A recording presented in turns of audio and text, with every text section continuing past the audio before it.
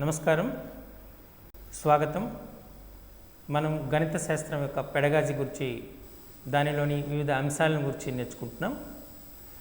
గణిత శాస్త్రం యొక్క పెడగాజీలో బోధనా లక్ష్యాలు, బోధనా విలువలు, బోధనా ఉద్దేశాలు అంటూ వివిధ ఉప అంశాలు ఉన్నాయి. వాటిలో గణిత శాస్త్ర బోధన ఉద్దేశాలు, విలువలు అనేటువంటి అంశాన్ని ఇప్పుడు మనం నేర్చుకోబోతున్నాం. గణితం మీ అందరికీ తెలుసు, it's one of the science. It's a science of all sciences అంటారు. అలాగే it's an art of all arts అంటారు. అన్ని సైన్స్లో గొప్ప సైన్స్ ఏంటంటే గణితం అని చెప్పచ్చు. అన్ని ఆర్ట్స్లో గొప్ప ఆర్ట్స్ ఏంటంటే, కాబట్టి గణితం సైన్స్లో సైన్స్, ఆర్ట్స్లో ఆర్ట్స్, ఇలా గణితము లేని ప్రదేశమే లేదు అని చెప్పడానికే మనం సింపుల్గా mathematics is the queen of all subjects అని కూడా అంటారు. సో గణితానికి అంత ప్రాధాన్యత అనేటువంటిది ఉంది. గణితం నేర్చుకోవటం వల్ల మనకు చాలా ప్రయోజనాలు ఉన్నాయి. అందుకనే మనం ప్రవర్తన విలువలు, ప్రవర్తన లక్ష్యాలు అని కూడా మనం ఇంతకుముందు చెప్పుకున్నాం. గణితం నేర్చుకోవటం వల్ల క్రమశిక్షణ అనేటువంటిది అలవడుతుంది. తార్కిక ఆలోచన అనేటువంటిది, సృజనాత్మకత అనేటువంటిది పెంపొందుతుంది. సమయపాలన అనేటువంటిది వస్తుంది. మన నిత్య జీవితంలో ఒక పరిపూర్ణమైనటువంటి వ్యక్తిగా మనం ఉండాలి అంటే గణితం యొక్క అభ్యసనం అనేటువంటిది ఎంతైనా అవసరమైనటువంటిది ఈ గణిత శాస్త్రం యొక్క బోధన ఉద్దేశం కూడా. అయితే గణిత శాస్త్ర బోధన అనేటువంటిది మనం ఏ రకంగా బోధించాలి, ఏ లక్ష్యాలను సాధించాలనేటువంటి బోధించాలి అనేటువంటిది తెలుసుకోవటానికే మనం ఒక నిర్దేశమైనటువంటి ఉద్దేశాలని మనం నిర్ణయించుకోవాలి. ఈ గణిత శాస్త్రానికి మనం ప్రాయోజితంగా ఉండటానికి, అదేవిధంగా జ్ఞాన, భావావేశ, మానసిక చలనాత్మక రంగాలలో ఉన్నటువంటి అన్ని అంశాలని మేళవితం చేసి గణిత శాస్త్రాన్ని ఒక పరిపూర్ణమైనటువంటి శాస్త్రంగా మలచడానికి ఉపాధ్యాయుడు తన గణిత బోధనా ప్రక్రియలో చాలా అంశాలను జోడించి గణిత శాస్త్ర బోధనని జనరంజకంగా మలిచినప్పుడే ఆ గణిత శాస్త్రం యొక్క విలువలు ఉంటాయి. మనం ఏదైనా ఒక లక్ష్యాన్ని చేరుకోవాలి అనుకోండి, దానికి ఒక నిర్దిష్టమైనటువంటి ఉద్దేశ్యం ఉండాలి. ఆ నిర్దిష్ట ఉద్దేశాన్ని చేరుకోవటానికి సరి అయినటువంటి ప్రణాళికను మనం రచించుకోవాలి. ఆ ప్రణాళిక ద్వారా మనం నిర్దేశించిన లక్ష్యాలని, ఉద్దేశించినటువంటి ఉద్దేశాలని పొందగలగాలి. దీని కొరకే మనం గణిత పాఠ్య ప్రణాళికని మనం తప్పనిసరి చేసాం. ఉపాధ్యాయుడు తన పాఠ్యాంశాన్ని బోధించడానికి తరగతి గదిలోకి వెళ్ళే ముందు ఏ లక్ష్యాల ఆధారంగా తన పాఠ్యాంశాన్ని బోధిస్తున్నాడో, ఏ బోధనా పద్ధతుల్ని తను అనుసరించి ఏ బోధనా ఉద్దేశాలని పొందటానికి ఉపయోగించేటటువంటి టీచింగ్ లెర్నింగ్ బోధనోపకరణ సామగ్రిని ఎంత మేరకు అవసరమో వాటన్నిటినీ తీసుకుని తరగతి గదిలో ఎంతో జనరంజకంగా పాఠ్యాంశాన్ని బోధిస్తే విద్యార్థులు కూడా ఆ అంశాన్ని అవగాహన చేసుకొని తమ యొక్క ప్రవర్తనలో మార్పు తెచ్చుకోగలుగుతారు. అందుచేతనే గణిత బోధన ఉద్దేశం అనేటువంటిది చాలా విలువైన అంశంగా మనం పరిగణ చేయవచ్చు. ఈ బోధనా ఉద్దేశాలు అనేటువంటివి ఈ రెండు రకాలు. సర్వసాధారణంగా మనం వీటిని రెండు రకాలుగా వర్గీకరణ చేస్తాం. సాధారణ ఉద్దేశాలు, జనరల్ ఎయిమ్స్ అంటారు. అలాగే నిర్దిష్ట ఉద్దేశాలు అంటే స్పెసిఫిక్ ఎయిమ్స్ అనేటువంటి అంటారు. ఇవి ఏ విధమైన అంటే సాధారణంగా కొన్ని ఉద్దేశాలను పెట్టుకుంటాం. సాధారణమైన ఉద్దేశాలు అంటే మనకు గణిత అభ్యసనం జరగాలని, నిత్య జీవితంలో మనం గణితాన్ని అభ్యసించడం వల్ల నిత్య జీవిత సంఘటనలని, నిత్య జీవిత కృత్యాలని సులభంగా మనం నెరవేర్చుకోగలుగుతామని, ఇటువంటి లక్ష్యాలని మనం గణిత ఉద్దేశాలు అంటారు. నిర్దిష్ట ఉద్దేశాలు అనేటప్పటికీ స్పెసిఫిక్గా మనం ఈ ఉద్దేశాన్ని చేరుకోవాలి అనుకుంటున్నాం. అంటే ఒక గణిత శాస్త్రవేత్త కావాలనుకుంటున్నాం, ఒక గణిత ప్రక్రియను కనుక్కొని ఆ గణిత ప్రక్రియ ద్వారా కొన్ని అంశాలని సులభతరం చేయాలనుకుంటున్నాం. ఇలా నిర్దిష్టంగా మనం ఉద్దేశాలను పెట్టుకోగలిగితే వాటిని నిర్దిష్ట ఉద్దేశాలు అని అంటారు. అయితే ఈ రెండు రకాలైనటువంటి ఉద్దేశాలే కాకుండా మనకు సాధన కాలాన్ని బట్టి ఇది చాలా ఇంపార్టెంట్. అంటే అటైన్మెంట్ టైం, ఎంత సమయంలో ఆ ఉద్దేశాన్ని నెరవేరుస్తాము అనేటువంటి దాని మీద కూడా రెండు రకాలుగా వర్గీకరణ చేయడం జరిగింది. ఒకటి తక్షణ ఉద్దేశాలు, రెండోది దూరస్థ ఉద్దేశాలు అంటే immediate AIIMS, long term AIIMS. అంటే మనం ఈ గణిత అభ్యసన ద్వారా విద్యార్థి తను నిత్య జీవిత సంఘటనలలో ఉపయోగించుకుంటాడు అనేటువంటిది ఇమీడియట్ ఎఫెక్ట్ అనుకుంటారు. అంటే ఉదాహరణకు మనం చెప్తున్నట్టు మనం ఈ లాభ శాతము, నష్ట శాతం అనే అంశాన్ని విద్యార్థికి బోధించామనుకోండి, అప్పుడు అతను తన నిత్య జీవితంలో ఆ లాభ శాతాన్ని, నష్ట శాతాన్ని, కొన్న విలువని, అమ్మిన విలువని, నష్టాన్ని, లాభాన్ని సులభంగా అంచనా వేయగలుగుతాడు. దాన్ని తక్షణ ఉద్దేశం అంటారు. అలా కాకుండా దూరస్థ ఉద్దేశాలు, ఇప్పుడు త్రికోణమితి తీసుకున్నాం. అప్లికేషన్ ఆఫ్ ట్రిగ్నామెట్రీలో మనం ఒక చెట్టు యొక్క ఎత్తు ఎంత ఉంటుంది, ఒక భవనం యొక్క ఎత్తు ఎంత ఉంటుంది, ఒక టవర్ యొక్క ఎత్తు ఎంత ఉంటుంది, విద్యార్థి అంచనా వేయగలుగుతాడు త్రికోణమితి నిష్పత్తులని. నేరుగా చేయలేడు, కానీ తను గ్రాడ్యుయేషన్లో బీటెక్లో మనం బ్యాచిలర్ ఆఫ్ ఆర్కిటెక్చర్ నేర్చుకునేటప్పుడు ఈ త్రికోణమితి ద్వారా నేర్చుకునే అంశాల్ని అన్వయించగలుగుతాడు. అలాగే మన ఫిజిక్స్లో రీసెర్చ్ చేస్తున్నప్పుడు చాలా అంశాలని ఇంటిగ్రేషన్, డిఫరెన్షియేషన్ అనేటువంటివి కూడా ఉపయోగిస్తాడు. ఇలా కొన్ని లాంగ్ టర్మ్ ఎయిమ్స్ ఉంటాయి, అలాగే కొన్ని షార్ట్ టర్మ్ ఎయిమ్స్ ఉంటాయి. ఈ లాంగ్ టర్మ్స్ ఎయిమ్స్ని, షార్ట్ టర్మ్స్ ఎయిమ్స్ని కూడా అంటారు. అంటే మనము ఉద్దేశాల యొక్క రకాలని రెండు రకాలుగా కేటగిరీ చేయొచ్చు. ఒకటి వాటి యొక్క తత్వం, లక్షణాన్ని బట్టి రెండు రకాలుగా చేయొచ్చు. ఒకటి సాధారణ ఉద్దేశాలు, అలానే నిర్దిష్ట ఉద్దేశాలు అనేవి. అదేవిధంగా ఎంత సమయంలో ఆ ఉద్దేశాన్ని మనం సాధించగలుగుతాము, పొందగలుగుతాము అనేటువంటి దానికి వెళ్తే దాన్ని రెండు రకాలుగా చేయడం జరిగింది. ఒకటి తక్షణ ఉద్దేశాలు, రెండవది దూరస్థ ఉద్దేశాలు. ఇలా వీటి ద్వారా కూడా మనం చేయడం సాధ్యమవుతుంది. మరి ఈ ఉద్దేశాల్లో ఉన్నటువంటి రకాలను మనం ఒకదానికొకటి చూద్దాం. మొదటిది ప్రయోజనోద్దేశము. ప్రయోజనం, మనం గణితం నేర్చుకోవటం వల్ల ప్రయోజనం ఏంటి? దీన్ని స్పెసిఫిక్గా ఉండాలి. ఏ ఉద్దేశం, ఏ విధమైనటువంటి ప్రయోజనాన్ని మనం ఆశిస్తున్నాం? గణితం, ఇప్పుడు మనం ఇంటికి సున్నం వేయిద్దాం అనుకుంటాం. ఎంత సున్నం కావాలి? ఈ సున్నానికి ఎంత ఖర్చు అవుతుంది? మన ఇంటికి వచ్చినటువంటి ఆ సున్నం వేసే పనివాడుకు ఎంత కూలీ ఇవ్వాలి? ఎన్ని రోజులు ఆ పనిని పూర్తి చేయగలుగుతాడు? పూర్తి చేస్తే ఆయనకి ఎంత ఇవ్వాలి?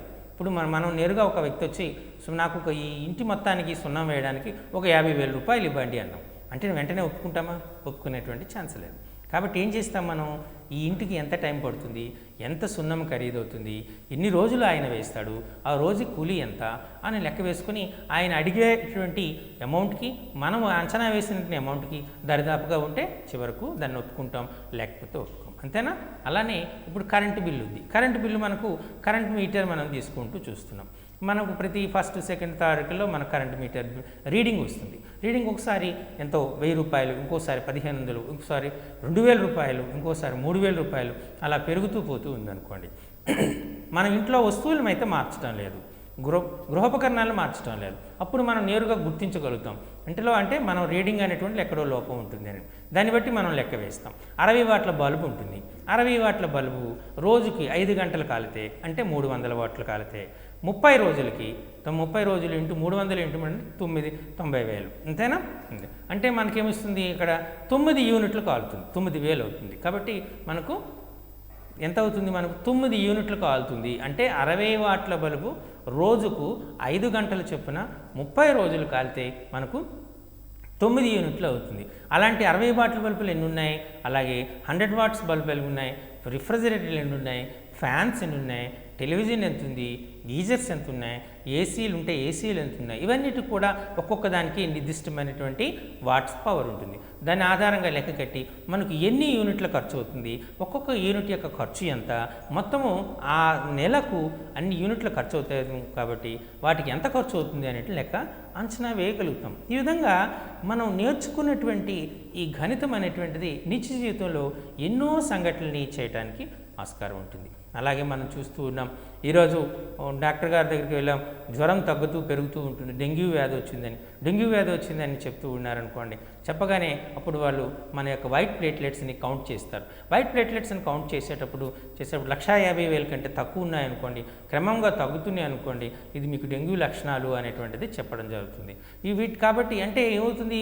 మనకు ఎన్ని వైట్ ప్లేట్స్ అనేటువంటి తగ్గిపోతున్నాయి, ఏ రేంజ్లో ఉండాలి? 150,000 నుండి 3 లక్షల మధ్యలో ఉంటే ఆరోగ్యవంతంగా ఆరోగ్యవంతమైన వ్యక్తిగా చేస్తారు. అంతకన్నా తగ్గుతూ పోతూ ఉంటే ఆయన అనారోగ్యానికి గురికయ్యాడు అంటారు. అలాగే మనం బీపీని తీసుకుంటున్నాం. బీపీ తీసుకోండి, 80/120 ఉంది అనుకోండి, ఆరోగ్యవంతుడైనా చేసుకున్నాం. 80 కంటే తక్కువ ఉంది అనుకోండి, లో బీపీ అంటున్నాం.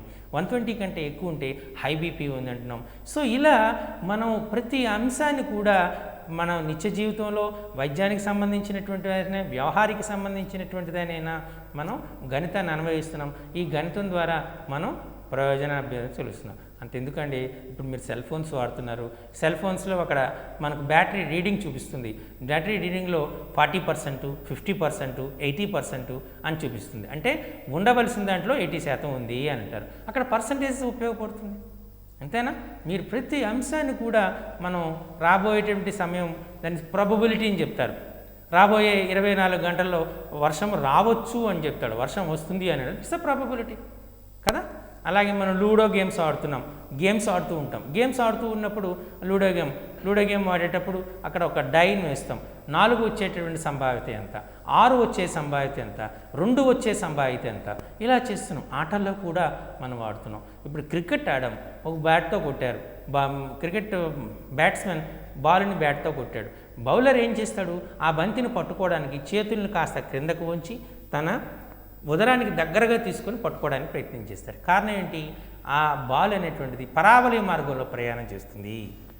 అందుచేత మనం చేతుల్ని క్రిందకు ఉంచాలి. ఇంపల్స్ వల్ల చేతుల్ని తన శరీరాన్ని దగ్గరగా తీసుకోవాలి అంటూ వివిధ గణిత అంశాలని క్రీడారంగంలో చేస్తున్నాం. మనం ఈ ఒక క్రికెట్ పిచ్ ఎంత పొడవు ఉంటుంది, క్రికెట్ బ్యాట్ ఎంత పొడవు ఉంటుంది, నిర్దిష్టమైన కొలతలు లేకుండా ఏ ఆటనైనా మనం ఆడగలుగుతామా? ఆడలేము. అంతేనా? అలానే ఇప్పుడు ఒక బాస్కెట్ బాల్ తీసుకున్నాం అనుకోండి, ఆ బాస్కెట్ బాల్ నెట్లో బాస్కెట్ బాల్ వేయాలంటే ఎంత ఎత్తులో ఎగరాలి, ఎంత ఎత్తులో అయితే ఖచ్చితంగా పడుతుంది, ఎంత వేగంతో వెళ్ళాలి. సైకిల్ తొక్కుతున్నారనుకోండి, ఒక మలుపు దగ్గరకు వచ్చేటప్పుడు వేగాన్ని తగ్గించాలి, అలాగే ఆ వక్రత వ్యాసార్థాన్ని పెంచాలి కదా, అప్పుడే మనం సైకిల్ తొక్కడానికి పడిపోకుండా ఉంటాం. సో ఇలా ప్రతి అంశాన్ని, ఏ అంశాన్ని మీరైతే తీసుకున్నా వాటికి ఒక ప్రయోజనం ఉండాలి. ఆ ప్రయోజన ఉద్దేశమే మనం తెలియజేయాలి. గణితం నేర్చుకోవటం వల్ల ఇవి ప్రయోజనాలు. ఇలా మనం కొన్ని వందల ప్రయోజనాలు మనం చెప్పచ్చు.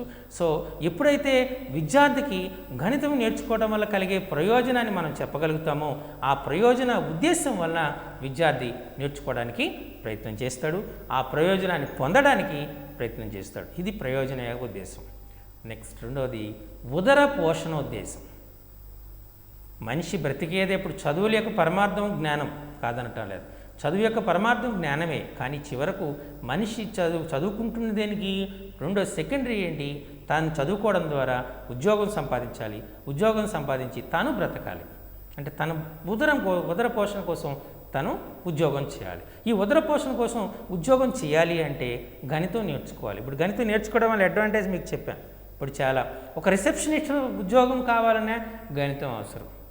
అంతేనా? ఇప్పుడు రిసెప్షనిస్ట్ ఉన్నారు, ఎంతమంది వస్తున్నారు, ఎంత పే చేశారు, ఎంత అమౌంట్ పే చేయాలి. ఒక క్యాషియర్, చిన్న మనం టీ దుకాణం తీసుకోండి, టీ దుకాణంలో కూర్చోవాలన్నా ఒక టీ కాస్ట్ ఎంత, ఒక 5 టీలు తాగారు, ఒక్కొక్క టీ కాస్ట్ 5 రూపాయలు అనుకోండి, 5 5లు 25 రూపాయలు తీసుకోవాలి.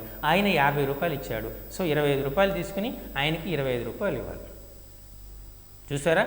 అలా మనం ఈవెన్ టీ కాచేవాడు కూడా గణితం రావాలి. అక్కడ టీ కాచేవాడు కూడా ఎందుకు, ఎంత షుగర్ వేయాలి, ఎంత టీ పొడి వేయాలి, ఎంత పాలు వేయాలి, ఇవన్నీ కూడా అంచనా వేయడమే, కానీ దానిలో కూడా ఖచ్చితమైన లెక్క ఉంటుంది. మేస్త్రి పని చేసేవాడికి కూడా, ఉప్పర పని చేసేవాడికి కూడా వాడి గణితాన్ని అప్లై చేస్తాడు. గణితం నేర్చుకోవటం వల్ల వాడికి ఏం చేస్తుందంటే లెక్కలు సరిగ్గా రావటం వల్ల తాను ఒక ఉద్యోగాన్ని సంపాదించుకోగలుగుతాడు. ఇప్పుడు గణితమైనటువంటిది, గణితం నేరుగా ప్రత్యేకంగా సంబంధం లేకపోయినా, గణితం నేరుగా సంబంధం లేకపోయినా గణితమైనటువంటి అంతర్లీనంగా సంబంధం కలిగి ఉంటుంది. ఒక బయలాజికల్ సైన్స్ తీసుకున్నా అందులో కూడా గణితం యొక్క ఉపయోగం ఉంటుంది. వైద్యశాస్త్రం తీసుకున్న డాక్టర్ తీసుకున్న గణితం యొక్క ఉపయోగం ఉంటుంది. ఒక డాక్టరు ఒక రోగికి నిర్దిష్టమైన మందు ఇవ్వాలి, నిర్దిష్టమైన వ్యాధికి మందు ఇవ్వాలంటే పర్ డే మీరు 5 ml టానిక్ని తీసుకోండి అంటాడు. లేదా అంటే 200 mg ఉన్నటువంటి 200 mg ఉన్నటువంటి ట్యాబ్లెట్ తీసుకోండి అంటాడు. అక్కడ నిర్దిష్టంగా కొంత కొలత కలిగినటువంటి మందుని ఇస్తాడు. దీన్ని అర్థం ఏంటంటే ఈ ఏ చదువు చదువుకున్నప్పటికీ కూడా ఆ చదువులో గణితం మిళితమవుతుంది. కాబట్టి గణితం ద్వారా తన ఉదర పోషణకు ఉద్యోగం చేసుకుంటాడు, తద్వారా ఆయన ఉదర పోషణ చేయగలుగుతాడు. కాబట్టి ఉదర పోషణ ఉద్దేశం కూడా వన్ ఆఫ్ ద ఎయిమ్. ఇప్పుడు క్రమశిక్షణ ఉద్దేశం. క్రమశిక్షణ ఉద్దేశం గణితం అనేటువంటిది మీకు ముందుగా చెప్పినట్లు గణితం అనేటువంటి ఒక తార్కికత పైన ఆధారపడుతుంది, రీజనింగ్ పైన ఆధారపడుతుంది, సమయ పాలన పైన ఆధారపడుతుంది. సో కాబట్టి ఇన్ని లక్షణాలపైన ఆధారపడుతుంది. కాబట్టి క్రమశిక్షణ అనేది అవసరం. క్రమశిక్షణ అనే ద్వారా గణితం నేర్చుకోవడం ద్వారా క్రమశిక్షణ వస్తుంది, క్రమశిక్షణ ద్వారా గణితం వస్తుంది. ఇది ఒకదానికొకటి అవినాభావ సంబంధం కలిగినటువంటి అంశాలు.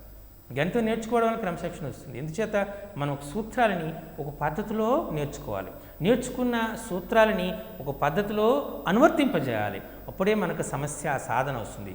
ఏ సూత్రాన్ని ఎన్నుకోవాలి, ఏ విధంగా ఏ పద్ధతిని ఎన్నుకోవాలి, ఏ పద్ధతిలో ఈ సూత్రాన్ని ఏ విధంగా ఇనుమడింపజేయాలి, తద్వారా ఏ సాధనను సాధించాలి అనేటువంటిది ఒక క్రమం ఉంటుంది. ఈ క్రమము ఒక తార్కికతను కలిగి ఉంటుంది. అందుచేత మనకు గణితం నేర్చుకోవటం వల్ల క్రమశిక్షణ అనేటువంటిది వస్తుంది. గణితం నేర్చుకోవటం వల్ల వేస్టేజ్ తగ్గిస్తాం. మనం చేసేటప్పుడు గణితం బాగా నేర్చుకున్న వ్యక్తి ఉన్నదాన్ని పొదుపుగా వాడుకోవడం అనేటువంటిది నేర్చుకుంటాడు.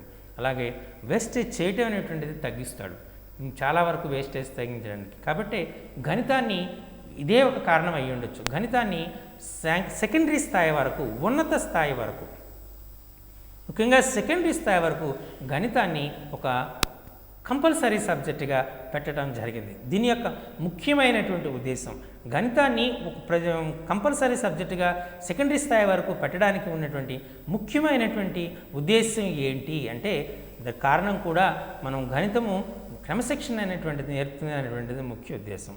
గణితం ద్వారా విద్యార్థి అనేటువంటి తప్పుల్ని చేయటము తగ్గిస్తాడు. మీరు చూడండి, trial and error is one of the method. Trial and error is one of the method మనకి టీచింగ్లో. అంటే మనం తప్పుని ఒకసారి చేసేటప్పుడు ఏ విధంగా ఎక్కడ తప్పు చేసాం, ఆ తప్పు చేయడానికి కారణం ఏంటి, మరోసారి చేసేటప్పుడు ఆ కారణంని రిపీట్ కాకుండా చూసుకుందాం, వేరే పద్ధతిని అనుసరిద్దాం అనేటువంటి ఆలోచన పెరుగుతుంది. క్రమశిక్షణగా సమస్య సాధించేంత వరకు పట్టుబడి వాటి దగ్గర కూర్చుంటాడు. ఇలా ఒక అంకిత భావం, క్రమశిక్షణ, పట్టుదల, అలాగే దీక్ష, ఇటువంటి మంచి లక్షణాలు గణిత అభ్యసనం వల్ల, గణిత బోధన వల్ల సాధ్యమవుతాయి. కాబట్టి గణితం వలన క్రమశిక్షణ ఉద్దేశం అనేటువంటిది మరొక ఉద్దేశం. మరి నాలుగోది చూస్తే వృత్తి సంబంధమైనటువంటి ఉద్దేశం. గణితం నేర్చుకోవటం వల్ల మనం ఒక ప్రొఫెషనల్గా మనకు కొంత గణితం అవసరం అవుతుంది, వృత్తిపరంగా కొంత గణితం అవసరం అవుతుంది. ఈ సమయాన్ని ఇప్పుడు ఫర్ ఎగ్జాంపుల్ నేనే మీకు ఒక లెసన్ని లైవ్ లెసన్ అని చెప్తూ ఉన్నాను. లైవ్ లెసన్ చెప్తున్నప్పుడు ఈ గంటలో నేను ఎంత కాన్సెప్ట్ని చెప్పగలగాలి, చెప్పేటప్పుడు ఎంత క్లారిటీ ఉండాలి, సమయానికి కరెక్ట్గా 1 గంట నిడివిగలిగినటువంటి ఈ ప్రసార కార్యక్రమంలో ఈ గణిత బోధనా ఉద్దేశాలని చెప్పాలి. బోధనా ఉద్దేశాన్ని ఒక్కొక్క అంశానికి ఎంత సమయాన్ని కేటాయించాలి, ఇవన్నీ కూడా నేను ముందుగానే ప్లాన్డ్గానే చేయాలి. అక్కడ కాలానికి మనం విలువిస్తున్నాను. కాలానికి ఒక నిర్దిష్టమైన కాలంలో ఎంత అంశాన్ని చెప్పగలగాలి అనేటువంటిది నేను ఒక అంచనాకు వస్తాను. అంతేనా? అలాగే మీకు ఇప్పుడు టీవీలో వస్తున్నటువంటిది హెచ్డి క్వాలిటీస్ అని వస్తాయి, అలాగే వేరే క్వాలిటీస్ అని వస్తాయి. ఒక్కొక్క క్వాలిటీ మెయింటైన్ చేయాలంటే వాటి మధ్య ఉన్నటువంటి నిష్పత్తి ఎంత, ఆ నిష్పత్తి ఎంత అనేటువంటిది చూడాలి. అలాగే ప్రతి అంశం కూడా మనకు సంబంధించినటువంటి అంశానికి, కాబట్టి ప్రతి వ్యక్తికి కూడా ఇప్పుడు నన్ను షూట్ చేస్తున్నటువంటి కెమెరామెన్ కూడా ఎంత లైటింగ్ నా పైన పడాలి, రిఫ్లెక్షన్ను షేడింగు లేకుండా ఉండాలంటే, క్లారిటీగా పిక్చర్ ఉండాలంటే ఆ లైటింగ్ రేషియో ఎంత ఉండాలి అనేటువంటి ఆయనకు లెక్క ఉంటుంది. ఇలా ప్రతి వ్యక్తికి కూడా వృత్తిపరమైనటువంటి గణిత సంబంధించినటువంటి నైపుణ్యాలు అనేటువంటి అవసరం. ఇంతకుముందు చెప్పినట్టు ఒక మేస్త్రి ఇంటి గోడలను కడుతున్నప్పుడు ఎంత కొలత ఉండాలి, గోడలు అనేటువంటి మూలలు 90 డిగ్రీస్ ఉండేటట్టుగా ఉండాలంటే ఏం చేయాలి, సో ఎంత ఎత్తు ఉండాలి, స్లాబ్ వేసేటప్పుడు ఎంత ఎత్తు ఉండాలి, ప్రతిదానికి ఒక అంచనా ఉంటుంది. ఆ అంచనా ఆధారంగా, ఆ లెక్క ఆధారంగా అతనికి గణితం కావాలి. కూరగాయలు అమ్మేటువంటి వ్యక్తికి కూడా గణితమైనటువంటిది అవసరం. తను ఎంతకు కొన్నాడు, అందులో కూరగాయలు అనేటప్పటికీ కొన్ని పాడైపోతాయి, కొన్ని కుళ్ళిపోతాయి, వాటిని కూడా తను కన్సిడర్ చేయాలి. ఫర్ ఎగ్జాంపుల్ ఇప్పుడు ఒక వ్యక్తి 100 కిలోలైనటువంటి టమాటాలు కొన్నాడు. టమాటాలు అనేటువంటివి జనరల్గా పాడైపోయే అవకాశం ఎక్కువ ఉంటుంది. ఒక 20 కిలోల టమాటాలు పోతాయని లెక్క కట్టగాలి. అంటే 100 కిలోలు ఒక 100 రూపాయల లెక్క, కిలో 100 రూపాయల లెక్క కొన్నాడు అనుకుందాం. 100 కిలోలు తీసుకుందాం అంటే ఆయన కొనిన 100 ఇంటూ 100 అంటే మనకి ఎంత వస్తుంది 10,000 రూపాయలు. సో 10,000 రూపాయలకి టమాటా పళ్ళను కొన్నాడు. అందులో ఎంత పోయింది మనం అయినటువంటి తీసుకుని 20 కిలోలు పోయింది. 20 కిలోలు పోయిందంటే అర్థం ఏంటి, 80 కిలోలు అంటే 80 కిలోలనే ఆయన 10,000 లెక్క కొన్నట్టు లెక్క. అంటే సుమారు 122 రూపాయల లెక్క అమ్మితేనే ఆయనకు ఆ 100 కిలోల కొన్న విలువ వస్తుంది. అవి పాడైపోతాయి కదా, పాడవుతాయి. మరి కొంత లాభాన్ని వేసుకోవాలి ఆయన. లాభాన్ని వేసుకుని ఆ లాభాన్ని యాడ్ చేయాలి. అదే రోజు చెల్లిపోతాయి అనేటువంటిది గ్యారంటీ లేదు. 1-2 రోజులు పట్టొచ్చు, మరి కొంత పెరగచ్చు. అందుచేత ఆయన ఏం చేస్తాడంటే 100 రూపాయలకు కొంటే సుమారు 150 రూపాయల కిలో అని చెప్తాడు. 10 రూపాయలు కొన్నాడు అనుకోండి, మనం 15 రూపాయల కిలో అని చెప్తాడు. కారణం ఏంటి, పెంచడానికి కారణం ఆయనకు తన ట్రాన్స్పోర్ట్ ఛార్జెస్ని కూడా కలుపుకుంటాడు. అలాగే ఇన్ని రోజులకు అమ్ముడవుతుందో అంచనా వేస్తాడు. ఇన్ని కిలోల టమాటాలు చెడిపోతాయో కూడా అంచనా వేస్తాడు. వీటన్నిటినీ దృష్టిలో పెట్టుకుని అమ్మిన వెలని స్థిరీకరిస్తాడు. కొన్న వెల ఉంటుంది, అమ్మిన వెల మైనస్ కొన్న వెల చేస్తే లాభం వస్తుంది. ఎంత లాభ శాతాన్ని పొందాలనుకుంటాడో నిర్ధారిస్తాడు. ఇవన్నీ చూడండి, అక్కడ అమ్మిన వెల ఉంటుంది, కొన్న వెల ఉంటుంది, లాభం ఉంటుంది, లాభ శాతం ఉంటుంది. ఇలా తన వృత్తిపరంగా ఈ గణితం అనేటువంటిది ఆయనకు ఎంతగానో ఉపయోగపడుతుంది. ప్రతి బిజినెస్ మ్యాన్ కూడా తను పెట్టేటువంటి మూలధనం ఎంత, మూలధనం పెట్టుబడి ఎంత, సో తను ఎంత లాభాన్ని ఆశిస్తున్నాడు, తను ఎంత క్వాంటిటీ ఆఫ్ ప్రొడక్ట్ని మార్కెట్లో రిలీజ్ చేస్తున్నాడు, దాన్ని ప్రమోట్ చేయడానికి ఎంత ఖర్చు పెడుతున్నాడు అనేటువంటిది చాలా అవసరం. సో వీటన్నిటిని దృష్టిలో పెట్టుకుని అందుచేతనే మనకు మార్కెట్లో వాస్తవానికి ముడి సరుకు ఖరీదు చాలా తక్కువగా ఉంటుంది. కానీ ఆ ముడి సరుకుని మనకు నిర్దిష్టమైనటువంటి అంశంగా మార్చడానికి మనకు తయారీ ప్రాసెస్లో కూడా తక్కువ ఖర్చు అవుతుంది. కానీ దాన్ని మార్కెటింగ్ చేసేటప్పటికి చాలా ఎక్కువ డబ్బు ఖర్చు అవుతుంది. కాబట్టి చాలా వస్తువులు అనేటువంటివి మన ఇండియా మార్కెట్లో కాస్ట్లీగా ఉండడానికి కారణం అనమాట. సో వీటన్నిటికి కూడా వృత్తి సంబంధమైనటువంటి ఉద్దేశాలు అనేటువంటివి ఉంటాయి. సో తద్వారా కూడా ఆయన వ్యక్తి మనం నేర్చుకోవడానికి వృత్తిపరమైనటువంటి గణితాన్ని నేర్చుకోవడానికి ఇష్టపడతాడు. గణితం అనేటువంటిది చాలా ఇంపార్టెంట్ అనేటువంటిది అర్థం చేసుకోవడానికి ఈ ఉద్దేశం కారణం చెప్పచ్చు. నెక్స్ట్ జ్ఞానోద్దేశం. జ్ఞానము, గణితము శాస్త్రము అని చెప్పాం. It's a science of all sciences, it's an art of all arts అన్నాం, it's a queen of all sciences అని కూడా చెప్పాం. అంటే గణితము అనేటువంటిది నేర్చుకోవటం అనేటి వల్ల మనకు జ్ఞానం వస్తుంది, నిర్దిష్టమైన జ్ఞానం రావాలి. ఒక వస్తువును కొనే జ్ఞానం రావాలి, అలాగే అవతల వ్యక్తికి వస్తువును అమ్మే జ్ఞానం కూడా రావాలి. ఒక వస్తువుని నిర్మింపజేయటటువంటిది అనే జ్ఞానం మనకు రావాలి, అలాగే వస్తువును నిర్మించే జ్ఞానం కూడా రావాలి. వస్తువుని తయారు చేసేటటువంటి జ్ఞానం కావాలి, అలాగే వస్తువుని ఉపయోగించే జ్ఞానం కూడా కావాలి. ఇప్పుడు సెల్ ఫోన్ ఉందండి, ఐఫోన్స్ వచ్చాయి, దాన్ని ఉపయోగించడం రాలేదనుకోండి దానికి ప్రయోజనం ఏం లేదు.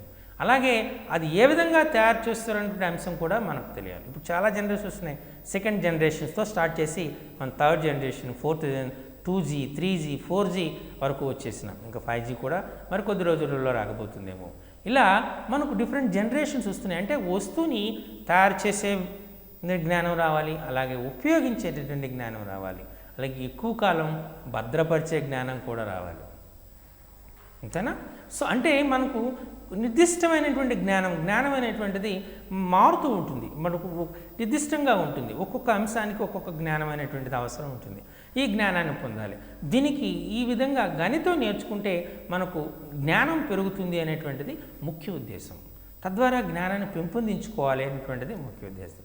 ఇప్పుడు మనం సైంటిస్ట్ కావాలనుకోండి, ఒక వస్తువుని మనం భూమి ఆకర్షణ పరిధిని దాటి విసిరాలి అనుకున్నాం అనుకోండి, దాన్ని మనం పలాయన వేగము అంటారు. అక్కడ సుమారు 11.2 km/s వేగం కంటే ఎక్కువ వేగంతో ఏదైనా ఒక వస్తువుని విసిరితే ఆ వస్తువు అనేటువంటిది నేరుగా భూమి ఆకర్షణ పరిధిని దాటి విశ్వాంతరంలోకి వెళ్ళిపోతుంది.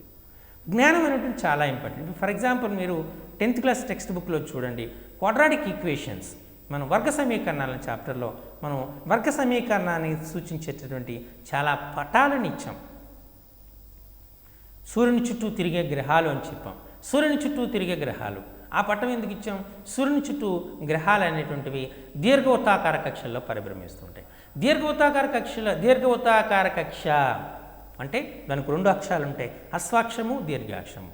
దాని సాధారణ సమీకరణము x² + y² is equal to 1. ఇక్కడ a ఈక్వల్ టు b అయ్యేటువంటి సందర్భం ఉంది అనుకోండి, అంటే దీర్ఘాక్షరము హ్రస్వాక్షరము సమానమయ్యే అనుకోండి, అది వృత్తాన్ని సూచిస్తుంది కదా. అలానే మనం చాలా ఎగ్జాంపుల్స్ మనం తీసుకోవచ్చు. కేంద్రకం చుట్టూ ఎలక్ట్రాన్లు దీర్ఘవృత్తాకార కక్షలో పరిభ్రమిస్తూ ఉంటాయి. మన అంతెందుకు మన ఐస్ స్పెటికల్స్ వాడుతున్నాం, స్పెటికల్స్ అక్కడ కూడా మనం వాడేటువంటి దాన్ని తీసుకున్నాం అనుకోండి, అక్కడ మనం అవి దీర్ఘవృత్తాకారంలో ఉన్న కాంబినేషన్ ఆఫ్ లెన్స్ అంటాం. కాంబినేషన్ ఆఫ్ లెన్స్ అన్నప్పుడు మనము నాభ్యంతరం యొక్క సూత్రాన్ని యూజ్ చేస్తున్నాం. 1/f = 1/u + 1/v అంటాం. అక్కడ అదొక వర్గ సమీకరణాన్ని సూచిస్తూ ఉంటుంది. ఇలా వర్గ సమీకరణాలు సూచించేటటువంటి లక్షణాలు, ఏదైనా ఒక బంతి మనం పరావళి మార్గంలో ప్రయాణం చేసింది అనుకోండి, అక్కడ అదొక వర్గ సమీకరణాన్ని సూచిస్తుంది. ఇలా మనకు జ్ఞానం అనేటువంటిది వివిధ అంశాలలో, మనం వివిధ ప్రక్రియలలో, వివిధ శాస్త్రాలలో మనం ఉపయోగిస్తూ ఉంటాం. కాబట్టి గణితం నేర్చుకోవటం వల్ల మనం జ్ఞానం పొందుతాము. ఆ జ్ఞానాన్ని మనం మిగతా శాస్త్ర విభాగాలకు కూడా అన్వయించడం జరుగుతుంది. కాబట్టి జ్ఞాన ఉద్దేశం అనేటువంటిది ముఖ్యమైన ఉద్దేశంగా మనం చెప్పడం జరుగుతుంది. తర్వాతది శీల ఉద్దేశం. ఏ శాస్త్రమైనా దాని యొక్క ముఖ్యమైనటువంటి ఉద్దేశం శీల నిర్మాణం. గణితమైన తీసుకున్న ఒక మంచి సామాజిక లక్షణాలు కలిగినటువంటి ఉన్నతమైనటువంటి వ్యక్తిగా, ఉన్నతమైన పౌరుడిగా మనం ఎదగాలి. సమాజం పైనటువంటి గౌరవభావాలు కలిగి ఉండాలి. మన సంస్కృతి పైన గౌరవభావం కలిగి ఉండాలి. మన యొక్క తోటి వ్యక్తులపైన గౌరవభావం కలిగి ఉండాలి. మంచి శీలాన్ని కలిగి ఉండాలి. ఇది గణితం యొక్క ఉద్దేశం. గణితం క్రమశిక్షణ నేర్పుతుంది, గణితం సమయపాలన నేర్పుతుంది, గణితం వేగాన్ని నేర్పుతుంది, గణితం అంచనా వేయడాన్ని నేర్పుతుంది. సో కాబట్టి మనకు గణితం వలన చాలా అంశాలు వస్తాయి. ఎప్పుడైతే ఈ అంశాలను చేసుకుంటున్నామో మన ఇంటిగ్రేటెడ్ పర్సనాలిటీ, సర్వోన్నత ముఖాభివృద్ధి అనేటువంటి జరుగుతూ ఉంటుంది. తద్వారా మనం ఒక శీల నిర్మాణాన్ని, మంచి శీల నిర్మాణం చేసుకుంటున్నాం. నిర్దిష్టమైనటువంటి సమయానికి వెళ్ళటం, ఇచ్చినటువంటి సమయాన్ని పని పూర్తి చేయటం, ఇచ్చినటువంటి పనిని ఖచ్చితంగా చేయటం, ఎటువంటి మ్యానిపులేషన్స్ లేకుండా మనం పనిని పూర్తి చేయటం, ఈ లక్షణాలన్నీ కూడా మంచి శీలాన్ని, మంచి నడవడికని, మంచి ప్రవర్తనని మనకు గణితం ద్వారా చేయడం జరుగుతుంది. అదే దీని యొక్క శీల ఉద్దేశం.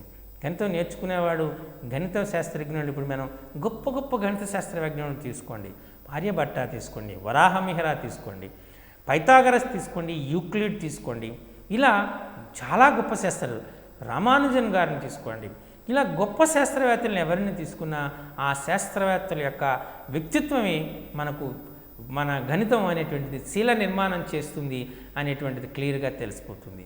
తన ప్రాణం యొక్క పరిస్థితి కన్నా తన గణితంలో ఆలోచన విధానమే గొప్ప అనేటువంటిది రుజువు చేసినటువంటి గొప్ప శాస్త్రవేత్త రామానుజన్.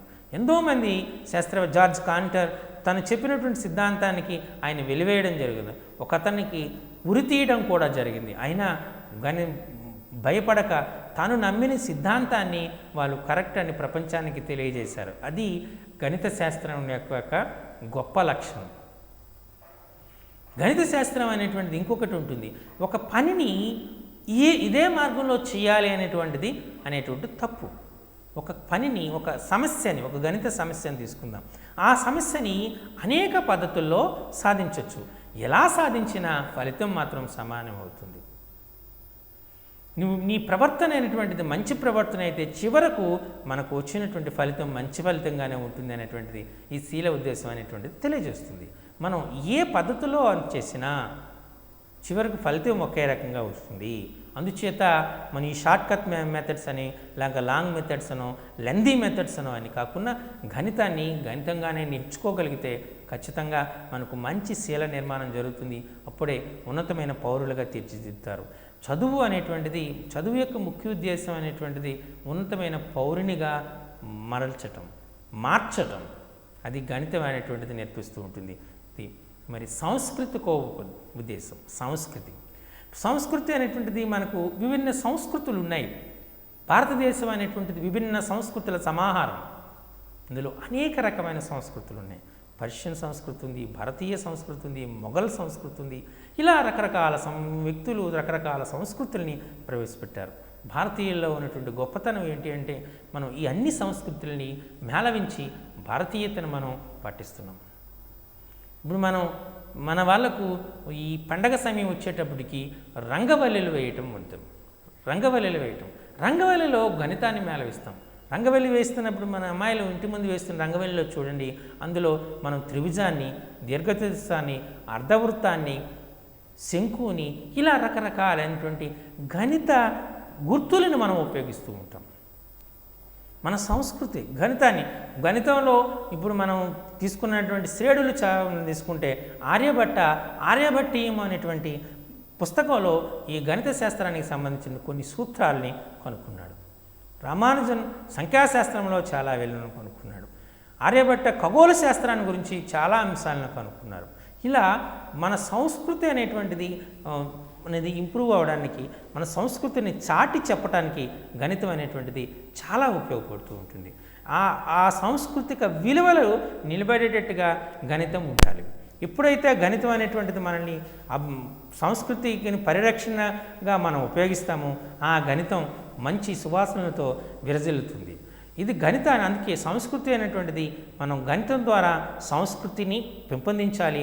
సాంస్కృతికంలో గణితాన్ని మేళవింపు చేయాలి.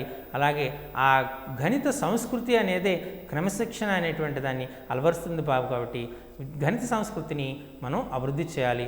గణిత సంస్కృతి భారతీయ సంస్కృతితో మేళవించి తద్వారా మనకు మంచి అవకాశాలని కలుగజేసేటట్టు చూడాలి.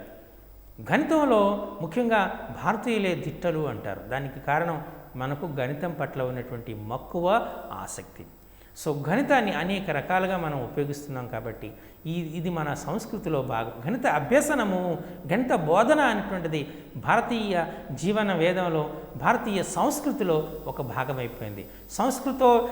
సంస్కృతి యొక్క ఉద్ధరణకు గణిత భాష, గణిత బోధన దోహదపడేటట్లుగా మనం ప్రయత్నం చేయాలి. సన్నద్ధేశం అంటే మనం సన్నద్ధత అంటే నేర్చుకోవటానికి మనం సన్నద్ధతను కలిగి ఉండాలి. దానికి మంచి చాలా ఇంట్రెస్టింగ్ అంశాలు ఉంటాయి. మీకు ఒక చక్కని ఉదాహరణ మీకు చెప్తాను, మీకు ఆల్రెడీ తెలిసే ఉంటుంది. ఒక్కొక్క పాఠ్యాంశానికి ఒక్కొక్క రకమైనటువంటి చరిత్ర ఉంటుంది. మీకు ఉదాహరణకి మనము శ్రేణులు అనే పాఠ్యాంశాన్ని నేర్చుకోవాలనుకోండి. దాని గురించి ఒక మంచి కథ ఉంది. ఏంటంటే ఒక రాజుగారు తన రాజభవనంలో చదరంగం ఆడుతూ ఉంటారు, మంత్రులు అందరూ కలిసి. ఇంతలో పొరుగు రాజ్యం నుండి వచ్చినటువంటి ఒక బిచ్చగాడు ఆ రాజ్యం గురించి, రాజుగారి నుంచి విని నేరుగా రాజ్యసభకు వెళ్ళి రాజుగారిని వేడుకుంటాడు. రాజుగారు, నేను ఆకలితో బాధపడుతున్నాను, నాకు తినడానికి కొంత ధాన్యాన్ని ఇప్పించండి అంటాడు. ఏం కావాలంటే అవి కోరుకోయ్యా, రాజుగారు ఆ సభకు వచ్చావు కదంటే నేను పేదవాడిని, బిచ్చగాడిని, కాబట్టి నాకు తినడానికి ధాన్యం ఇప్పిస్తే చాలు అంటాడు. సో ఎన్ని కావాలో కోరుకు, అన్ని నేను ఇస్తాను అంటాడు. అప్పుడు ఆ బిచ్చగాడు అంటాడు, రాజుగారు మీరు చదరంగం ఆడుతున్నారు కదా, ఒక వడ్ల గింజని మొదటి గడలో పెట్టండి, అలా రెట్టింపు చేసుకుంటూ పోవండి. ఎన్ని వడ్ల గింజలు చివరకు వస్తాయో ఆ వడ్ల గింజలన్నీ నాకు ఇవ్వండి అన్నాడు. ఇంతేనా అని రాజుగారు సులభంగా ఒప్పుకుంటాడు. కానీ తర్వాత లెక్కిస్తే కానీ ఆయనకి తెలియదు. మొదటి గడిలో ఒకదాని వడ్లపు గింజ, రెండవ గడిలో వెళ్తే ఎంత 2 వడ్ల గింజలు, మూడో గడికి వెళ్ళేటప్పటికి రెట్టింపు అవుతుంది, అంటే 4 వడ్ల గింజలు, 4వ గడికి వెళ్తే రెట్టింపు 8, నెక్స్ట్ 16, నెక్స్ట్ 32, నెక్స్ట్ 64, ఇలా రెట్టింపు చేసుకుంటూ పోతే చివరకు మనకు చదరంగంలో ఎన్ని గడులు ఉంటాయి? 64 గడులు ఉంటాయి. అంటే చివరి గడికి వచ్చినప్పటికీ 2 to the power of 63 అవుతుంది. 2 to the power of 63 అంటే సమర్గమనని వాడితే 63 into log 2 అవుతుంది. అంటే log 2 0.3010 కాబట్టి సుమారు 19 స్థానాలు ఉంటాయి అందులో. అంటే ఒకటి పక్కన, ఫర్ ఎగ్జాంపుల్ అనుకుందాం మనం, ఒకటి పక్కన 19 సున్నాలు పెడితే దాని విలువ ఎంతో అంతకంటే పెద్ద విలువ ఉన్నటువంటి వడ్ల గింజల సంఖ్యని ఇవ్వాలి ఆయనకి. అంటే సుమారు ఆ రాజ్యంలో ఉన్నటువంటి వాళ్ళందరికీ 3 దినాలు అన్నం పెడితే ఎంత ధాన్యం అవసరమవుతాయో అన్ని వడ్ల గింజలు వాడికి ఇవ్వాల్సి వచ్చింది. చూసారా? గణితం యొక్క ప్రాశస్త్యం అలాంటిది. గణితం మనం నేర్చుకున్నది సున్నాని కనుక్కున్నది మనం, తెలియని రాశిని ఎక్స్ అనుకోమన్నది మనం. ఇలా మనం గణితము అనేటువంటి దాన్ని చూస్తే చాలా ఆసక్తిదాయకంగా ఉంటుంది. కాబట్టి గణితాన్ని చెప్పేటప్పుడు ఇలానే మనకు త్రికోణమితిని చెప్పేటప్పుడు ఒక ఆలోచన చేస్తారు. అది వాస్తవం కావచ్చు, అవాస్తవం అవ్వచ్చు, కానీ మనం గణితం నేర్చుకోవడం పట్ల ఆసక్తి పెరుగుతుంది. సో మనకు త్రికోణమితిలో చెప్పేటప్పుడు అమెరికన్ వాళ్ళు హిరోషిమా నాగసాకిపై ఒక ఆటం బాంబుని వేయాలనుకుంటారు. కానీ ఆటం బాంబు చిన్నది కాదు కాబట్టి నేరుగా చేత్తో పట్టుకుని బాంబు వేయడానికి. అలాగే అమెరికాకు, రష్యాకు, జపాన్కు మధ్య సుమారు 3000 కిలోమీటర్ల కంటే ఎక్కువ దూరం ఉంటుంది. అందుచేత దాన్ని నేరుగా ప్రయోగించడం సాధ్యం కాదు. మరి ఏమైనా వార్ మిసైల్స్ ఉపయోగించి మనం వేద్దాము అంటే ఆల్రెడీ జపాన్ అనేటువంటి సాంకేతిక పరంగా చాలా అభివృద్ధి చెందినటువంటి దేశం. అది తన రాడార్ సిస్టంతో దాన్ని పీల్చేస్తుంది. అటువంటిప్పుడు ఏం చేశారు? అప్పుడు ఏం చేశారంటే ఒక డిగ్రీ, మనం వృత్తం తీసుకున్నాం అనుకోండి, వృత్తం అంటే 360 డిగ్రీలు ఉంటుంది. మనం జాగ్రత్తగా గ్లోబ్ని పరిశీలించామనుకోండి, గ్లోబ్లో మొత్తం భారతదేశం 1 డిగ్రీ కంటే 1 డిగ్రీ లోపలే వచ్చేస్తుంది దాదాపుగా. మన భారతదేశం కంటే చాలా చాలా చాలా చిన్న ప్రదేశం కలిగినటువంటి దేశము జపాన్. అందులో హిరోషిమా నాగసాకి అనేటువంటి చాలా చిన్నది. అంటే 1 డిగ్రీలో చాలా చాలా వంతు అనమాట అది. మరి ఏమాత్రము ఈ ప్రొజెక్షన్లో ఏమాత్రము కోణ విభేదం జరిగిందనుకోండి, కోణభేదం జరిగిందనుకోండి, అది పక్క పొరుగునటువంటి చైనా పైన, భారతదేశం పైన, సముద్రం పైన పడిపోయే అవకాశం ఉంటుంది. అందుచేత ఆ సమయంలో ఏం చేశారట, 1 డిగ్రీ కోణాన్ని 60 భాగాలు చేశారు. 60 భాగాలు చేస్తే ఏమవుతుంది, 60 పార్ట్స్. ఒక్కొక్క పార్ట్ని 1 మినిట్ అన్నారు. 1 మినిట్ని మళ్ళీ 60 భాగాలు చేశారు, 60 సెకండ్స్ అన్నారు. అంటే 1 డిగ్రీని 3600 భాగాలు చేయటం జరిగింది. ఇప్పుడు దీన్ని సెగ్జా అంటారు. సో ఆ సిస్టాన్ని సెగ్జాస్మల్ సిస్టమ్ అంటారు. సెగ్జాస్మల్ సిస్టాన్ని డెవలప్ చేస్తే వచ్చినటువంటిది రేడియన్ సిస్టమ్. ఆ రేడియన్ సిస్టాన్పై బేస్ చేసుకుని మనకు త్రికోణమితి అనేటువంటి అంశం డెవలప్ చేశారు.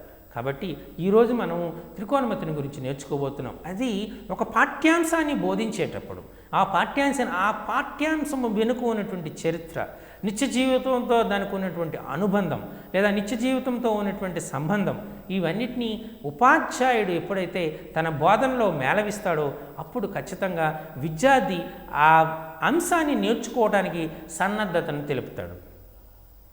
అదే సన్నద్ధం. తను గణితాన్ని నేర్చుకోవడానికి దాని యొక్క ప్రాముఖ్యతను విద్యార్థికి తెలియజేయాలి, తన బోధనలో చూపించాలి. అప్పుడే విద్యార్థి ఆ గణిత అభ్యసనం పట్ల ఆసక్తిని ప్రదర్శిస్తాడు.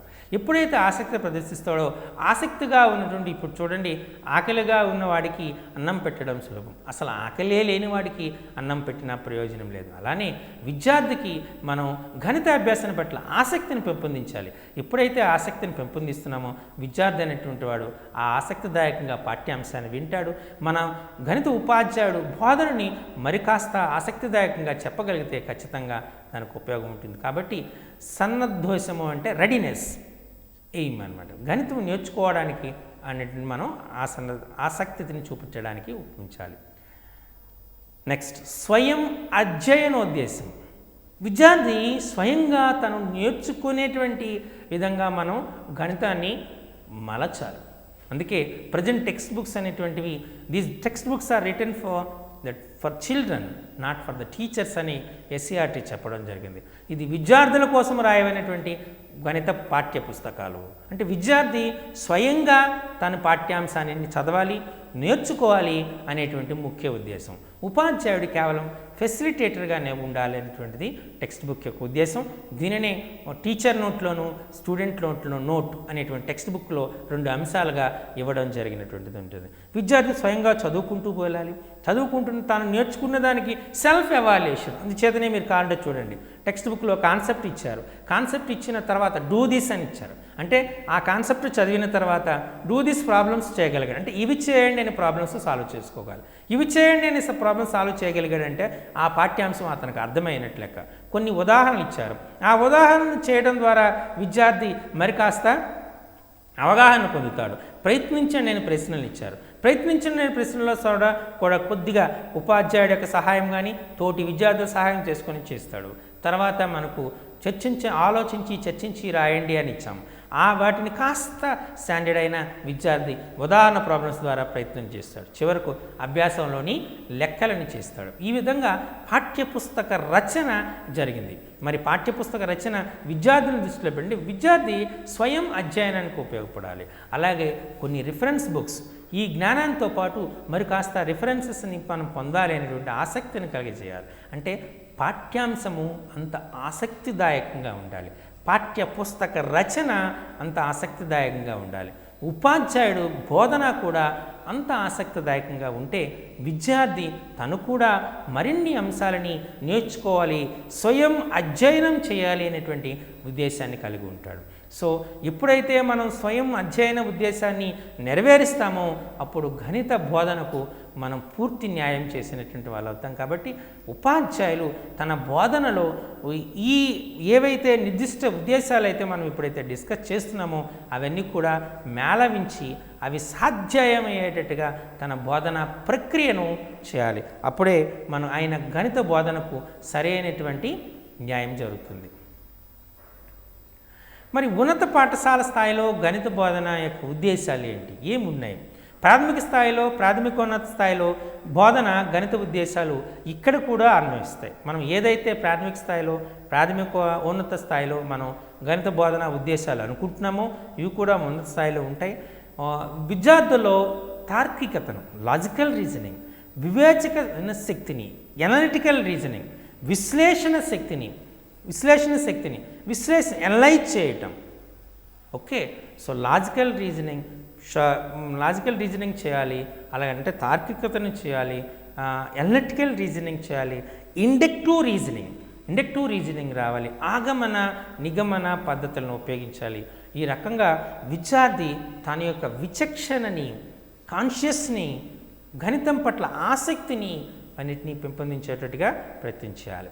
గణిత శాస్త్ర బోధన ద్వారా రసానుభూతిని, సౌందర్యానుభూతిని, తృప్తిని, జ్ఞానానుభూతిని, వ్యక్తిగత వికాసాన్ని కలుగజేయాలి. ఓకే, సో ఇక్కడ మనం చేయవలసింది ఏంటంటే రసానుభూతి అంటే తాను గణితం అభ్యసనం పట్ల ఒక రకమైనటువంటి ఆసక్తిని, గణితం అభ్యసించడం ద్వారా ఆనందాన్ని పొందాలి. ఒక గణిత శాస్త్రవేత్త అంటారు, getting enjoyment by doing mathematics is equal to getting enjoyment by listening classical music. శాస్త్రీయ సంగీతాన్ని వినడం ద్వారా పొందే ఆనందము, అలాగే గణితం శాస్త్రం చేయడం ద్వారా కూడా పొందే ఆనందం ఒకే విధంగా ఉంటాయంటారు. అంటే మనకు శాస్త్రీయ సంగీతంలో లోతులను తెలిస్తే ఆ శాస్త్రీయ సంగీతంతో చాలా ఆనందించవచ్చు.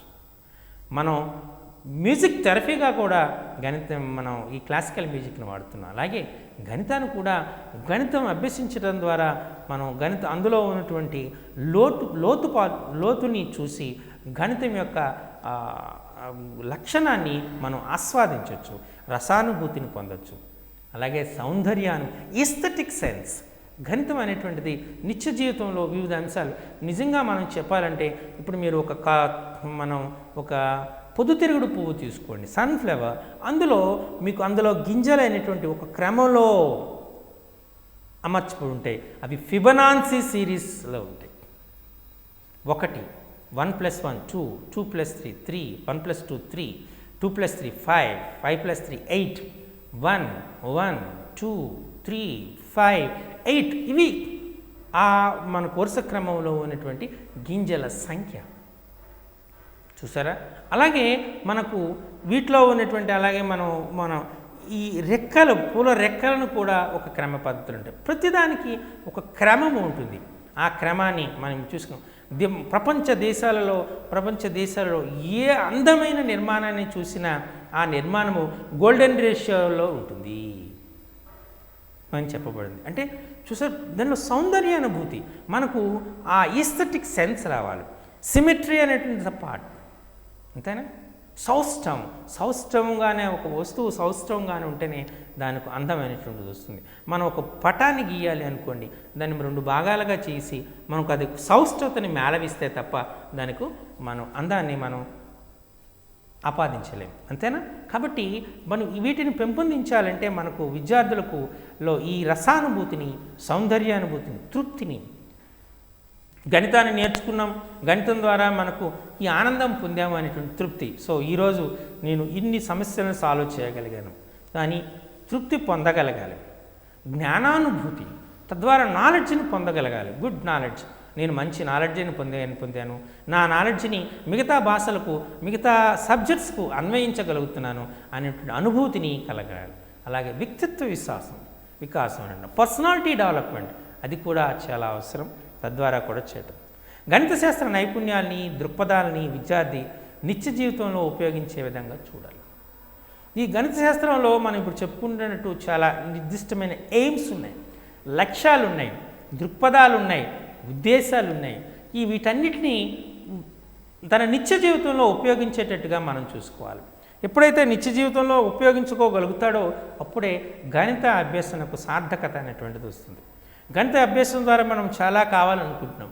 గణిత అభ్యాసం ద్వారా విద్యార్థుల్లో లాజికల్ రీజనింగ్ పెరగాలి, అనలిటికల్ రీజనింగ్ పెరగాలి అని మనం అనుకుంటున్నాం. అలాగే డిసిప్లిన్ అనేటువంటిది పెరగాలి అనుకుంటున్నాం, ఈ ఈస్థెటిక్ సెన్స్ పెరగాలి అనుకుంటున్నాం, నాలెడ్జ్ ఇంప్రూవ్ కావాలనుకుంటున్నాం, గుడ్ పర్సనాలిటీ డెవలప్మెంట్ సాధ్యం కావాలనుకుంటున్నాం.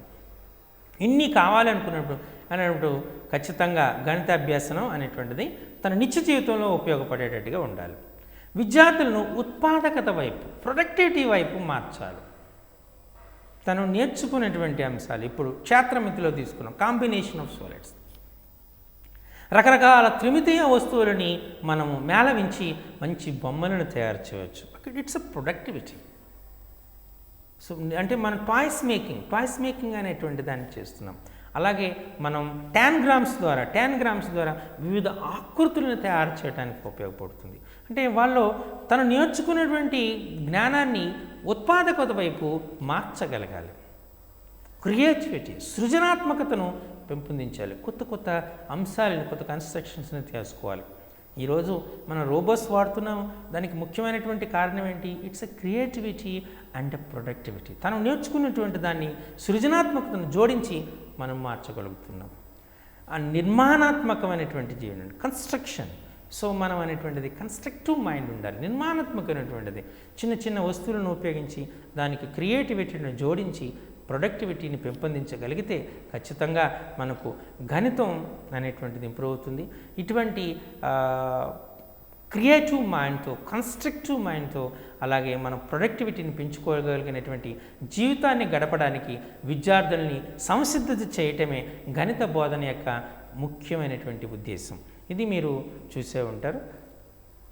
మరి గణిత శాస్త్ర బోధన విలువలను గురించి మనం చూస్తే, గణిత శాస్త్ర బోధన విలువలంటే ప్రయోజన విలువ, ప్రాక్టికల్ వాల్యూ.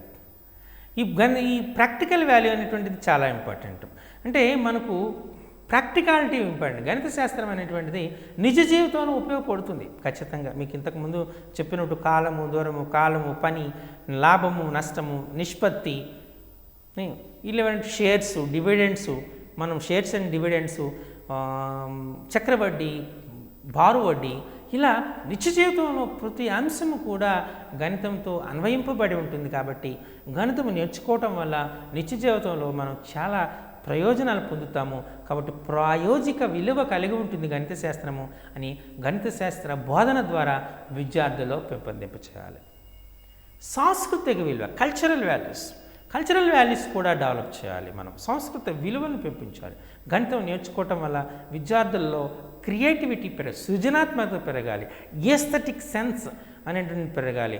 అంటే ఆ సౌందర్యోపాసన పెరగాలి, రసానుభూతి పెరగాలి, పక్క వాళ్ళని మన క్రమశిక్షణతో మెలగాలి అనేటువంటి పెరగాలి. సో నీట్నెస్ ఇప్పుడు మనం అనేటువంటిది స్వచ్ఛత అనేటువంటి దాని అంశం రావాలి. సామాజిక, సాంస్కృతిక విలువలు అనేటువంటి విద్యార్థులు పెంపొందించేటప్పుడు చేయాలి. పక్కవారిని గౌరవించడం చేయాలి. మనలో ఉన్నటువంటి తారతమ్యాలను పారద్రోలి మనమందరము సమానము, ఈక్వాలిటీ బదులు ఈక్విటీని పెంపొందించాలి. ఇది ఈ సాంస్కృతిక విలువలు అనేటువంటి విద్యార్థుల్లో ఎక్కువగా పెరిగేటట్టుగానే మనం చేయాలి. క్రమశిక్షణ విలువలు. Next disciplinary values. గణితం నేర్చుకోవటం వల్ల మీకు ఇంతకుముందు చెప్పినాను, సమయపాలన అనేది రావాలి. స్పాంటేనియస్ రెస్పాన్స్, సమయానుకూలంగా ప్రతిస్పందించడం రావాలి. నిర్దిష్టమైనటువంటి ఖచ్చితమైనటువంటి వేగవంతమైనటువంటి సమస్య సాధనను తీసుకోవాలి. ప్రాబ్లం సాల్వింగ్, సమస్య పరిష్కార మార్గాల్ని కనుగొనడం రావాలి. సో ఇది చాలా ఇంపార్టెంట్. గణితం నేర్చుకోవడమే, గణితమే ప్రాబ్లం సాల్వింగ్ అనేటువంటి అంశంపైన ఆధారపడి ఉంటుంది. సమస్య ఎదురైనప్పుడు భయపడకుండా, వెరవకుండా ఆ సమస్య సాధనలో తన ముందుకు వెళ్ళేటట్టుగా ఉండాలి. క్రమశిక్షణను కలిగి ఉండాలి. ఈ విధమైన క్రమశిక్షణని పెంపొందించుకునేటట్టు చేయాలి. అలానే మనకు సామాజిక విలువలు, ఇప్పుడు సామాజిక విలువలు అనేటువంటివి తీసుకుందాం. సోషల్ వాల్యూస్ బాగా డెవలప్ కావాలి. సోషల్ వాల్యూ డెవలప్ కావాలి అంటే మీకు ఇంతకుముందు చెప్తున్నట్టు సమస్యల్లో, సమాజంలో ఉన్నటువంటి ఈ తారతమ్యాలని మనం తీసేసాలి. గణితంలో ఈ అంశము ప్రధానాంశము, ఈ అంశము ప్రధానాంశము కాదు అనేటువంటి అంశం లేదు. గణితంలో ఉన్న అన్ని అంశాలు కూడా సమానమైనటువంటివి. సాంఖ్యక శాస్త్రానికి ఎంత విలువ ఉంటుందో సంఖ్యాశాస్త్రానికి అంతే విలువ ఉంటుంది.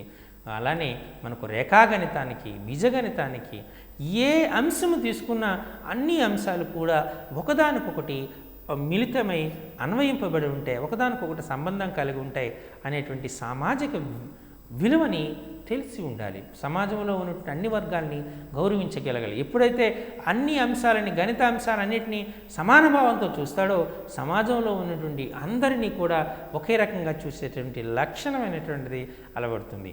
సమాజంలో సమస్య తలెత్తినప్పుడు తను కూడా ఒక భాగమై ఆ సమస్య సాధనకు ప్రయత్నం చేయాలి.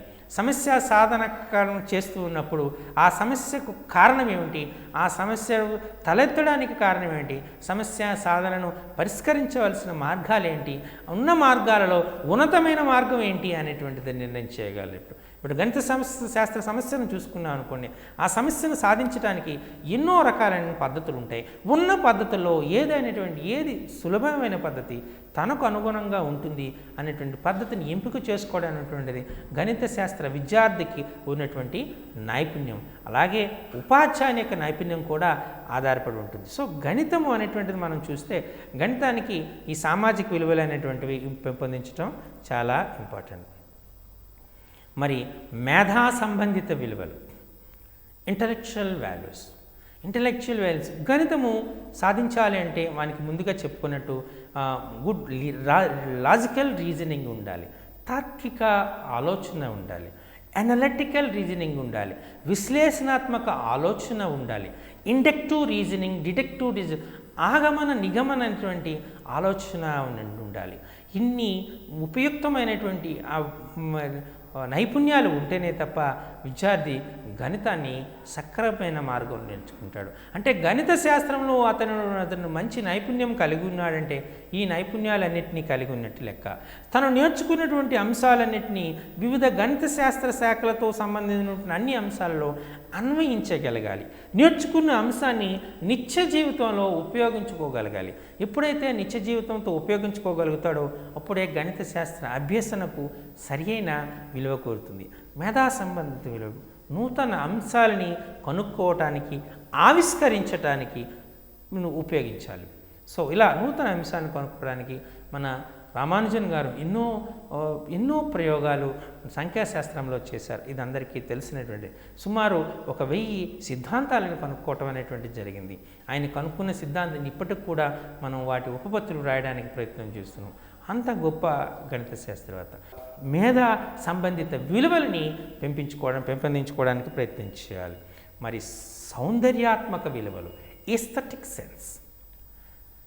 గణితము అనేటువంటిది మీకు ముందుగా చెప్పినట్టు సృజనాత్మకతతో ముడిపడి ఉంది. సౌష్ఠవత అనేటువంటిది గణిత శాస్త్రంలో ఒక భాగం.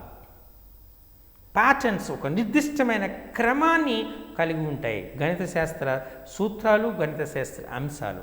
సో వీటన్నిటిని పరిశీలించి వాటి మధ్య ఉన్నటువంటి సంబంధాన్ని, వాటి మధ్య ఉన్నటువంటి సౌందర్యాత్మక విలువలని గౌరవించగలగాలి. ఇప్పుడు మనం కాన్సెప్ట్ చూస్తూ ఉంటున్నాం. ఒక నీటి బిందువు అనేటువంటి తామరాకుపై పడినటువంటి నీటి బిందువు పట్టకం వలె పనిచేస్తుంది. పట్టకం యొక్క లక్షణం ఏంటి, పట్టకం యొక్క ఉపరితలం యొక్క లక్షణం ఏంటి అనేటువంటి చూస్తే అక్కడ పట్టక తలముపై పడినటువంటి కాంతి కిరణము పట్టకం యొక్క భూమికి దగ్గరగా కాంతి వక్రీభవనం చెందుతుంది అని చెప్తాం. అంటే దాని క్రింద కొండ భూమికి దగ్గరగా వెళ్తూ ఉంటుంది. అందుచేతనే అది 7 రంగుల కాంతిగా వినిపిస్తుంది. విబ్జిఆర్ అనేది తీసుకుంటాం. ఇక్కడ తరంగ దైర్ఘ్యాన్ని చేస్తున్నాం. అందుచేతనే ముందు వైలెట్, రెడ్ అంటే వైలెట్ తక్కువ తరంగ దైర్ఘ్యం ఉంటుంది, రెడ్కు ఎక్కువ తరంగ దైర్ఘ్యం ఉంటుంది. ఇలా మనం తరంగ దైర్ఘ్యం దానికి సూత్రం మనం కనిపెట్టాం. ప్రతి అంశంలో, ప్రతి ప్రాకృతిక అంశంలో, ప్రకృతి పరంగా సంభవించిన ప్రతి అంశంలో కూడా ఇప్పుడు మనం భూకంపాలు వచ్చాయనుకోండి, భూకంపాలు వచ్చేటప్పుడు సిస్మోగ్రాఫ్ని ఉపయోగించి భూకంపం ఎక్కడ వస్తుందో తీసుకుంటాం. దాన్ని రిక్టర్ స్కేల్ అంటారు. రిక్టర్ స్కేల్ పైన భూకంప తీవ్రతను గుర్తిస్తున్నాం. అది నేర్చుకునేటప్పుడు కూడా గణితం ఆస్కారం ఉంటుంది. అలాగే మనం చాలా చూస్తూ ఉన్నటువంటి ఇంతకుముందు చెప్పినట్టు ఒక పొద్దుతిరుగుడు పువ్వులో చూస్తే ఆ పొద్దుతిరుగుడు పువ్వులో మనకు ఉన్నటువంటి గింజలు అనేటువంటివి ఒక క్రమాన్ని కలిగి ఉంటాయి. అలాగే తేనెపట్టు తుట్టలో కూడా అన్నీ కూడా మీరు చూస్తే ఆ తేనెపట్టు తుట్టలో ప్రతి భాగము కూడా షడ్భుజాకృతిలో ఉంటుంది. ఈ షడ్భుజాకృతిలో ఉంటుంది. షడ్భుజి 6 భుజాలు కలిగినటువంటి బహుభుజి షడ్భుజాకృతిలో ఉంటుంది. ఇలా ప్రతి అంశాన్ని, గణిత అంశాన్ని మనం మేళవిస్తే, సృష్టిలో ప్రతి అంశము కూడా గణితంతో మేళవిస్తే చాలా అందంగా కనిపిస్తుంది.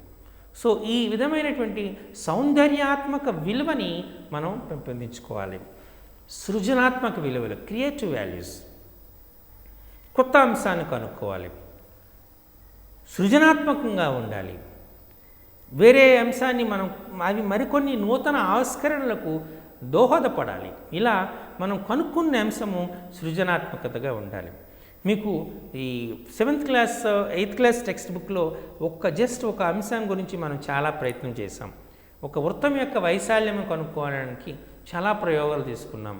ఒక వృత్తం ఆకృతిని తీసుకుని దాన్ని 8 భాగాలుగా చేసి మనకు ఏర్పడినటువంటి సమాంతర చతుర్భుజం యొక్క వైశాల్యం కనుక్కోవడం, 64 భాగాలు చేసి ఏర్పడిన దీర్ఘ చతురస్రం యొక్క వైశాల్యం కనుక్కోవటం, ఇలా ఒక థ్రెడ్ని తీసుకుని దాన్ని వృత్తాకారంగా మార్చి దాని వైశాల్యం, ఇలా రకరకాల ప్రయోగాలని మనం అందులో చేసి చివరకు మనం వృత్తం యొక్క వైశాల్యం కనుక్కోవడానికి ప్రయత్నం చేస్తున్నాం. సో ఈ సృజనాత్మకత ఇలా కాస్త క్రియేటివిటీని చేయడానికి ఉపయోగించాం. సో మనం సృజనాత్మక విలువల్ని మనం పెంపించుకోవడానికి ఎంతగానో ప్రయత్నం చేశాం. మరి మానసిక విలువలు, వీటిని సైకలాజికల్ వాల్యూస్ అంటారు. గణిత అభ్యసనం వల్ల ఇంతకుముందు చెప్పినట్టు మానసిక ఆనందం పెరుగుతుంది.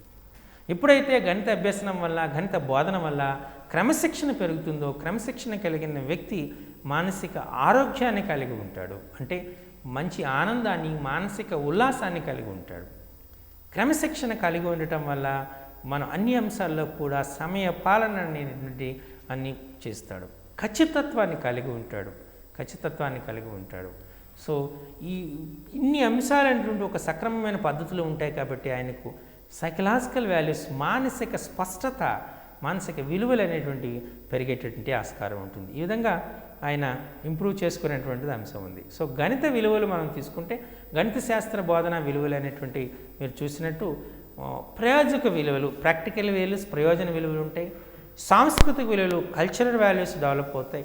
క్రమశిక్షణ విలువలు, డిసిప్లినరీ వాల్యూస్ అనేటువంటి ఇంప్రూవ్ అవుతాయి. సామాజిక విలువలు అంటే సోషల్ వాల్యూస్ డెవలప్ చేసే అవకాశం ఉంటుంది. అలాగే మేధా సంబంధిత విలువలు, ఇంటలెక్చువల్ వాల్యూస్ ఉంటాయి. తర్వాత ఈస్థెటిక్ వాల్యూ, సౌందర్యాత్మక విలువలు పెరుగుతాయి. క్రియేటివ్ వాల్యూస్, సృజనాత్మకత విలువలు పెరుగుతాయి.